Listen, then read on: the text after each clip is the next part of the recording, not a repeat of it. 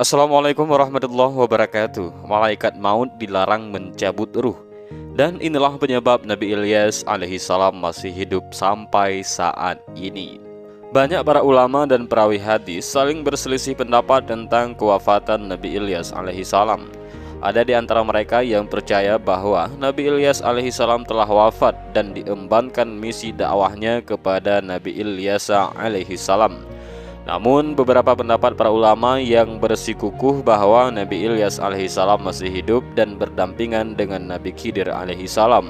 Bahkan para ulama berpendapat dan percaya ada 4 nabi yang masih hidup hingga saat ini atas izin Allah subhanahu wa ta'ala, yaitu Nabi Idris dan Nabi Isa alaihissalam yang berada di langit, sedangkan Nabi Ilyas dan Nabi Khidir alaihissalam berada di bumi.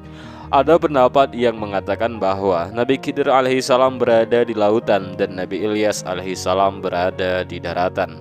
Dikisahkan Nabi Ilyas alaihissalam dan Nabi Ilyasa alaihissalam bersama-sama mengemban misi dakwahnya kepada Bani Israel. Kurang lebih selama 8 tahun Nabi Ilyas alaihissalam hidup bersama Nabi Ilyasa alaihissalam untuk menjalankan misi dakwahnya kepada Bani Israel.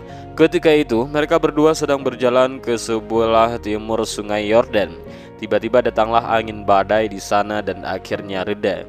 Pada suatu hari ketika Nabi Ilyas alaihissalam sedang beristirahat, datanglah malaikat maut kepadanya. "Hai Ilyas, penuhilah panggilan Allah. Kini saatnya nyawamu akan kucabut. Maka bersiap-siaplah hai Ilyas," kata malaikat maut. Mendengar berita itu, Nabi Ilyas alaihissalam menjadi sedih dan menangis. "Mengapa engkau bersedih wahai Ilyas? Apakah engkau bersedih karena akan meninggalkan dunia dan takut menghadap kematian?" tanya malaikat maut. Nabi Ilyas alaihissalam menjawab, Tidak ada satupun yang aku sesali kecuali karena aku menyesal karena tidak bisa lagi berzikir kepada Allah. Sementara yang masih hidup bisa terus berzikir memuji Allah." Mendengar perkataan Nabi Ilyas alaihissalam, maka Allah subhanahu wa ta'ala berfirman, "Biarlah Ilyas hidup di taman untuk berbisik dan mengadu serta berzikir kepadaku sampai hari akhir nanti." Mendengar firman Allah tersebut, maka malaikat maut tidak jadi mencabut nyawa Nabi Ilyas alaihissalam. Maka selama-lamanya Nabi Ilyas alaihissalam tidak akan pernah wafat kecuali hari kiamat. Maka dibuatlah Nabi Ilyas alaihissalam tetap hidup abadi hingga hari kiamat.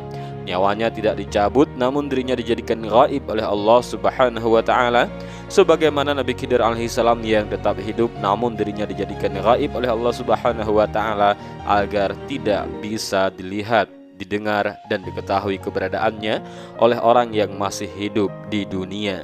Allah subhanahu wa ta'ala menjadikan Nabi Khidir alaihissalam dan Nabi Ilyas alaihissalam tetap hidup dan tidak pernah mati hingga hari kiamat kelak. Allah subhanahu wa ta'ala menempatkan Nabi Khidir alaihissalam di tengah-tengah lautan, sedangkan Nabi Ilyas alaihissalam ditempatkannya di tengah-tengah taman yang luas dan indah yang ada di tengah-tengah muka bumi, sambil terus-menerus dalam keadaan berzikir kepada Allah subhanahu wa ta'ala sampai wafatnya nanti di hari kiamat. Tersebut dalam kitab Al-Maktubat, Imam Said Nursi berkata, "Kehidupan dibagi menjadi 5. Pertama, kehidupan kita yang terikat. Kedua, kehidupan Nabi Ilyas dan Nabi Khidir yang relatif tidak terikat. Ketiga, kehidupan Nabi Idris dan Nabi Isa alaihissalam. Keempat, kehidupan orang yang mati syahid. Dan yang kelima, kehidupan spiritual penghuni kubur."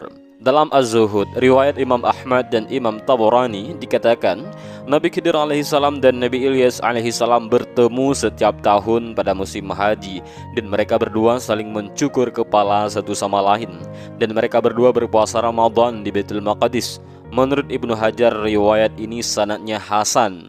Di dalam Musnad Abu Usama dan dalam kitab Syawahid Al-Haq Ibnu Jauzi dikatakan, Nabi Khidir alaihissalam di samudra dan Nabi Ilyas alaihissalam di daratan.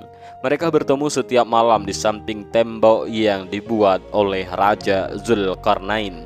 Maha Suci Allah dengan segala kekuasaannya kepada para nabi utusannya.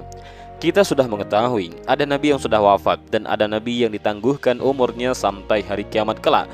Dan ada juga kisah nabi yang telah wafat lalu kemudian dihidupkan kembali oleh Allah subhanahu wa ta'ala.